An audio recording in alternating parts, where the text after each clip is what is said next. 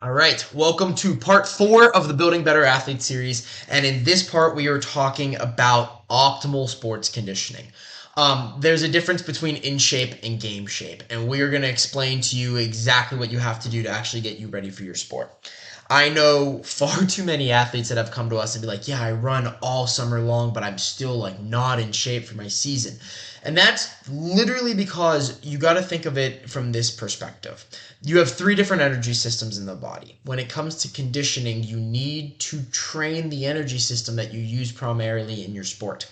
It's the same when you're lifting weights. If you need to get bigger, stronger legs, you need to hit your legs. It's the same with conditioning. If you use an energy system that is dominant in your sport, yet you train another, that's the reason you're not seeing the correlation between. And the funny thing is 9 out of 10 sports don't need to do long distance running, but everybody feels like the only way to get in shape for your sport is long distance running. And this video is going to explain exactly what you need to do and why long distance running is not necessarily the answer. So, did I skip something? No, I did not. Okay. How does your body produce energy? Your body uses something called ATP, which stands for adenosine triphosphate, and it is the only usable form of energy in the body. Now, I could go off on 20 slides and break down exactly how your body uses ATP, how it's stored, how it does all this stuff. And if you want that, I will make a separate presentation for you so you actually learn how the body does this process. But to save you time so you understand from a training perspective, not so much a physiology perspective, I'm going to skip all of that. If you're interested, let me know. I will gladly make that stuff. I'm kind of a nerd whenever it comes to all the physiology, so I will gladly make that. But for you, for now, we're completely skipping it. But to summarize, when your body uses an ATP, it loses a phosphate group and becomes an ADP, adenosine diphosphate. The only way you could take an ADP and make it usable again is if you combine it with another phosphate group. Your body cannot use anything else besides ATP in order to form energy. So the reason this is important is because you have 3 energy systems in the body. And all 3 systems, their number one job is their only job is making ATP. Okay? So you have 3 energy systems in the body. You have 2 which are anaerobic, meaning they use no oxygen whatsoever. The first one is the ATP CP system, which stands for adenosine triphosphate / creatine phosphate system. It's for movements lasting 5 to 15 seconds. So it's for immediate power. Think about the start of a sprint, the throwing of a ball, a golf swing, a 1 rep max in like for back squat, bench press, deadlift. Think about a 100-meter sprint. Anything that is less than 15 seconds and an all-out effort is what the ATP CP system is used for. Then you have the glycolytic system. This is for movements lasting 15 seconds to 2 minutes. So this is sprinting up to 200 yards. This is sports like soccer, hockey, lacrosse, football, basketball. Your big sports that are constant running, slowing down, big bursts, slowing down. For hockey, for example, you have 60 seconds as hard as you can, get off the ice, rest for 2 minutes. 60 seconds as hard as you can, get off the ice, rest for 2 minutes. These are not long-distance sports, even though correlation, it's like, oh, well, in a soccer game, you run, I'm making this number up, but like 2.5 miles throughout the game. Actually, I think it's closer to 5 miles. You still do not run 5 miles consistently, which trains a completely different energy system. That is why I have soccer players all the time, like, I'm running 3, 4, 5 miles a day, and I still am not in shape. Because you're not doing the hard sprint, slow down. Hard sprint, slow down. Ball control, quick drill, slow down. That's the main reason we're having an issue being in shape whenever it comes to the season, because we're training the wrong energy system. So ATP, CP, immediate burst, golf swing, baseball swing, the whole sport of baseball, whole sport of powerlifting, throwing a ball, stuff like that. Then glycolytic system is for sports like soccer, hockey, lacrosse, football, basketball. Then you have the oxidative system. The oxidative system is for anything over 2 minutes of consistent steady state movement. These are sports like cross-country running, long-distance swimming, yoga, cycling, jogging, all stuff like that. your body takes oxygen and starts taking the oxygen, combining it with the carbohydrate to enhance your body's ability to make ATP. You do not get to the oxidative system until you have completely crushed your glycolytic system. Now, this is a chart on exactly how your body expends energy throughout, let's just say, a burst of play. Okay, take your sport. Think of a movement. I'm gonna use football for example here. Okay, so football, ball snapped, immediate burst of energy. That's your ATP CP system. That is the stored phosphate, the stored ATP within the muscles being used. Anywhere between 0 and 15 seconds, depending on exertion, that's depleted. You then move into your glycolytic system, which is all taking carbohydrates and stored glycogen within the muscles, using them to make ATP, and giving you up to 120 seconds worth of energy, which is 2 minutes. If you go an entire 2 minutes, you will then enter the oxidative system. Now, in football, you don't get there. At no point are you going to be competing for longer than 2 minutes at any given time. Now, take a sport like ice hockey, for example. Your shifts are 60 seconds long. Anywhere between 30 and, let's just say, 90 seconds on the worst end, right? You still don't hit that oxidative system. In soccer, there's a lot of stop and go, quick spurt, slow down. You're never continuously running at a steady state. You very seldom get to the oxidative system when playing throughout a game. Now, you will, throughout a game, hit the oxidative system, but you're going to find out right now that it is not necessarily the best idea to be training the oxidative system more than the glycolytic system. Now, here's an example of the maximal rate of ATP production per second. So if you are using the ATP phosphate group, you are able to produce 70% of your ATP production per second. Then, whenever you deplete that system, you move to the glycolytic system, which produces 40% of your potential ATP per second. Then when that is depleted after 120 seconds, 2 minutes, you then go into the aerobic carbohydrates, which is the oxidative system. And that, you can see how much different it is. You don't want your body to get to the oxidative system because it is such slow at producing the ATP and the energy needed to actually fuel the muscles. Then you get into the aerobic, which is fat production. Whenever you have a really hard time, like you're not bringing in enough oxygen, your body will start to burn fat and turning it into energy. But as you can tell, it's less than 10% of your maximal production of ATP.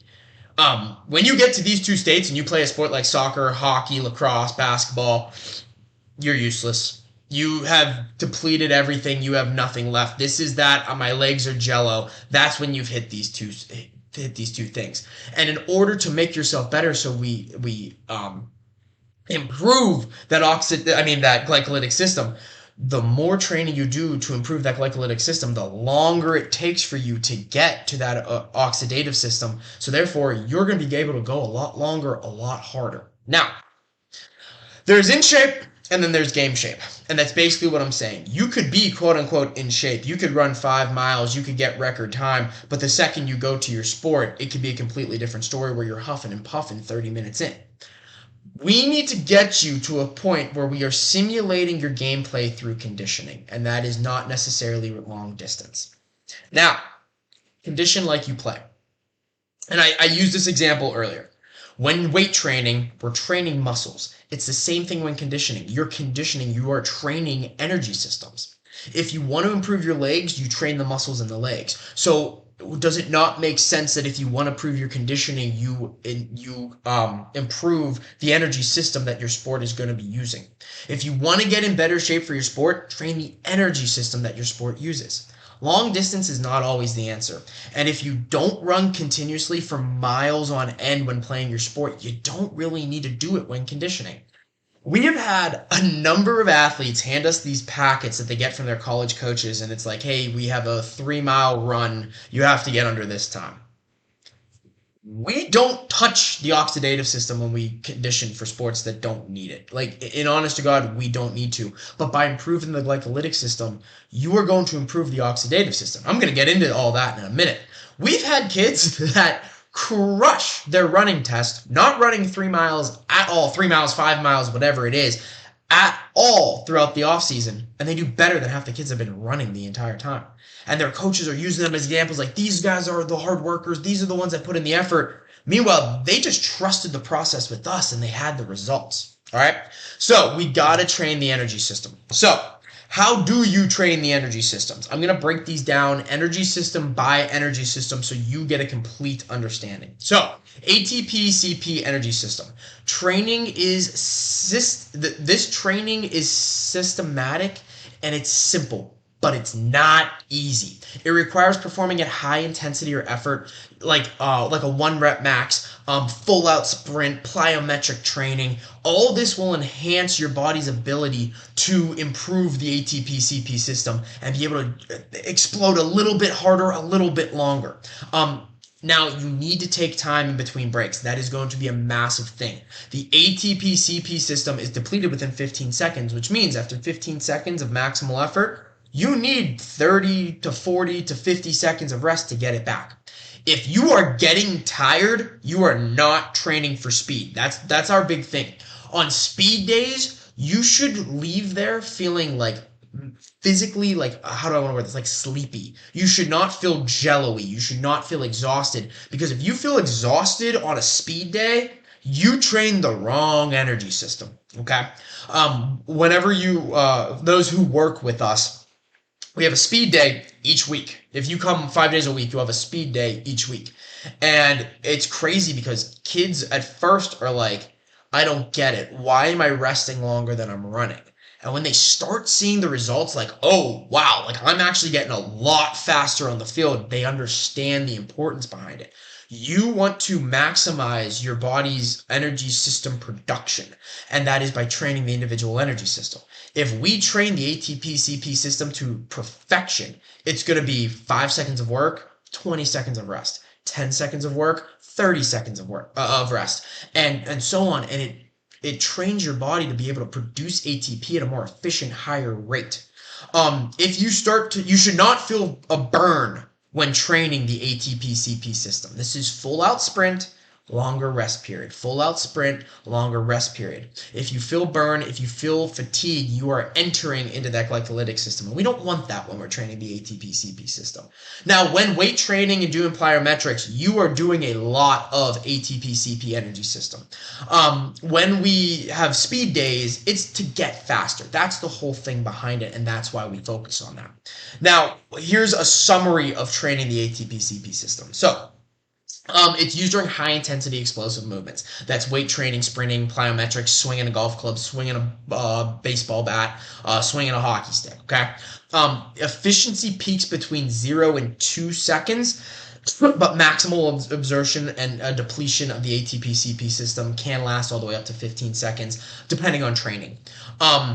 Training intensity for the ATP CP system is around 90 to 98% maximal effort. And then full recovery is 3 to 5 minutes. Partial recovery is 20 to 25 seconds. Now, there's a strategy we use with rest, it's a work to rest ratio that we use with our athletes, and it's to enhance your body's ability to create the ATP while we're training. And I already mentioned this, but it's along the lines of full out work for 5 seconds, rest for 20. Full out work for 20, rest for 10, rest for 30, and so on and so on. The more you work, the more you rest, but it begins to double over time, so we can get to this 3 to 5 minutes of full recovery. Your fatigue state, you start to get slow, but you should not be out of breath. There should be no burning sensation in the muscles. When you feel a burning sensation, that's lactic acid. Lactic acid is produced in the glycolytic system. Training frequency should be about 1 to 3 times per week. The system will recover quickly, so you can hit this one a little bit more often. There tends to be a need for additional recovery for neuromuscular system and structural systems to adapt to recover. That's science talk for weightlifting. Weightlifting, whenever you get sore afterwards, it takes a little bit longer to recover. Okay. Now, training the glycolytic system. In my opinion, this is the most important one for sports that have constant stops and starts. This is how you get into game shape, is by training this system. I'm going to explain exactly how you do it. So training the glycolytic system, think of it as in all-out bouts of exercise. Think of sprinting at 100%, and the demands placed on the aerobic energy system are extremely high in comparison to the demand placed on other energy systems. So this means you're going longer than 15 seconds. So a shift in hockey, an offensive bout in soccer, so on and so on. All right. Anaerobic glycolysis, which is the breakdown of glycogen or glucose, also leads to accumulation of lactic acid. When you accumulate lactic acid, that's when you start to feel the burn. So if you feel the burn on a speed day, you have hit the glycolytic system. You need to incorporate longer rests. Here, training intensity should be about 85% of your max heart rate or above. You can use exercises like sprints, battle ropes, plyometrics, or even high intensity like cardio exercises. My whole thing is simulate your sport. If it's a lot of crazy movements, do a lot of crazy movements. I say crazy movements, but I mean like start, stops, hand motion, leg motion all at the same time. We need to incorporate things like that. One of the things we do the most of is hit circuits at the facility. We do a lot of hit circuits that simulate how you're going to react in your individual sport. It burns, it sucks, but it's longer than 2 minutes. I mean, it's right around 2 minutes, and it's really going to help you get used to that lactic acid buildup, improve the glycolytic system, and get you in game shape. Here's a summary for training for the glycolytic system. It's used during high intensity of prolonged efforts, such as long distance sprints. That's over 100 yards, typically before 200 yards, or repeated efforts of high intensity, such as a hockey shift. Efficiency peaks at about 5 seconds of max intensity exercises and then steadily declines. Training intensity should be about 80 to 90% max exertion. Partial recovery is about 2 to 3 minutes of exertion, and full recovery of the glycolytic system is about 30 minutes, okay? So this is why it takes you a lot longer to recover from a sprint than a hockey shift, because you've put all the glycogen in that you have throughout the game, so it starts to take a little bit longer and a little bit longer and a little bit longer for every shift to completely restore your glycogen stores. That's why over time training this throughout your off season, you're going to be way better off than training an oxidative system. Fatigue with this actually decreases performance. The burning sensation in the muscle gets a lot heavier. Heavy breathing starts happening, and then occasionally nausea, throwing up. Then we go into, if I can get this, the oxidative system. Okay, now this is where things get crazy. It makes sense to train the aerobic energy system using it as a primarily source for energy generation. Wouldn't it make sense to exercise at an intensity that relies almost solely on aerobic metabolism to improve the efficiency of aerobic metabolism? That means, doesn't it make sense to run long distance to improve long distance? No, it doesn't. In order to improve the aerobic energy system, much like the other two systems, the intensity still needs to be high. At least 70% of your maximal heart rate, all the way to about 90% of your maximal heart rate. If you're training at an intensity that you can still have a conversation while running, you're not actually improving your anaerobic system, despite the fact you're using your anaerobic system in the primary energy supplier for that whatever you're doing, right? So if you're going on a jog with a group of friends and you're able to have a full-blown conversation, you are not improving the oxidative system. You're just using it. Easy as that, okay?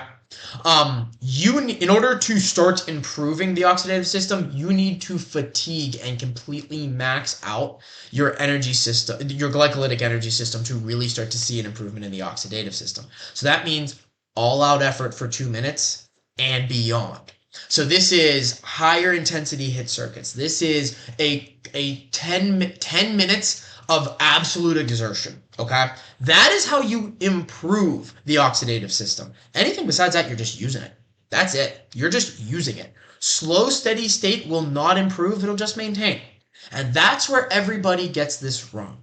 If you play a sport where you are long distance running and you need to make sure that you have not only the energy, but you have the speed and the power to get where you need to be, it needs to be all out for 2+ minutes and beyond. That is how you improve it. Now, summary for the oxidative system. Primary energy system at lower intensities or long durations. Doesn't mean you're improving it if you're using it. That is key. Efficiency. Most efficiency at the 3 energy systems use oxygen to produce ATP. That is the primary use of the oxidative system, is take the oxygen and use it to take carbohydrates and turn them into ATP at a little bit higher rate than they could. However, the efficiency slows down. I showed you in that chart a little bit earlier. When you get to the oxidative system, you can only produce, I believe, 40% of what you would like to be using. The limits to performance: fuel, carbohydrates, and fat, and oxygen available to the muscles. If you are not fueling yourself correctly, this will deplete very, very quickly, and you will go into that where you have to use fat, which is less than 10% effective. Your fatigue: extreme breathlessness, exhaustion, similar to anaerobic fatigue. And then training frequency: train with aerobic training about 2 to 3 times a week.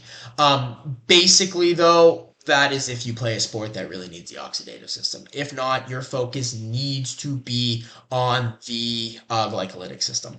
And I will say this: everybody that comes to us, 9 out of 10 are going to be a need to improve that glycolytic system. We always do work on the oxidative system. We do it a little spurts because, yes, it is always good to have in case you do not fuel yourself enough and do pass into that oxidative system. But the primary use has to be that glycolytic system. When you improve the glycolytic system, that's when you get into game shape. All right, so let's bring this all together. While each energy system is very different, none function independently. Okay, they're all working on top of each other. For high-intensity movements such as a 1-rep max, snatch, or power clean, or a sprint, we rely completely on the ATP system. For longer duration efforts, up to 2 minutes, we rely mainly on the anaerobic system. And while for long durations, low, moderate intensity exercises, we rely on the anaerobic energy system, which is the oxidative. To train the ATP CP, we need heavy, short duration exercises such as a sprint, back squat, anything that goes 90 to 98 max intensity, 90 to 98% max intensity. And then to train the anaerobic system, meaning the glycolytic system, we need to perform high intensity interval training. That's like Tabata style, 120s, 300s. Those who are training with us know what I'm talking about when I say those. They're brutal. They suck, but they get you game ready, okay?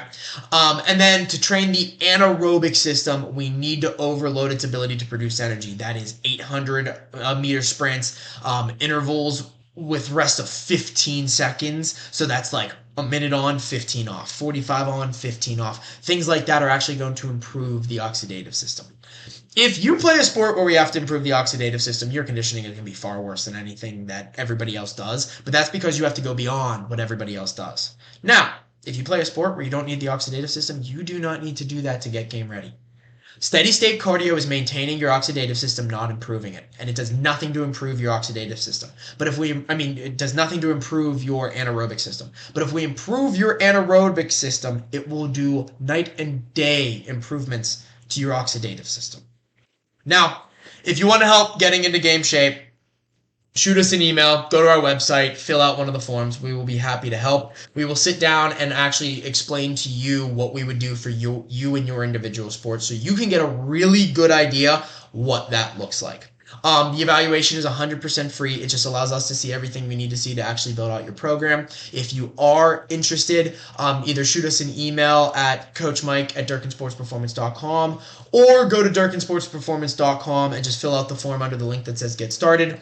And if you actually got this video in an email, feel free to just reply to that email and we'll take care of you there. But thanks so much, guys. If you guys have any questions, please feel free to reach out. If you want a more in-depth video on how your body body takes food, turns it into ATP, and puts it to good use, let me know. I will be glad to do that. I can go into some deep details with that. I tried to keep this one a little bit simpler. Hopefully I did that. But for real, any questions, further explanation, dumbed down version, please feel free to reach out. I will always be happy to help, and will always be happy to help to get you into game shape. You'll hate us when you're doing it, but you'll thank us later. Thanks so much. You guys have any questions, feel free to let us know, and I will see you in the next video.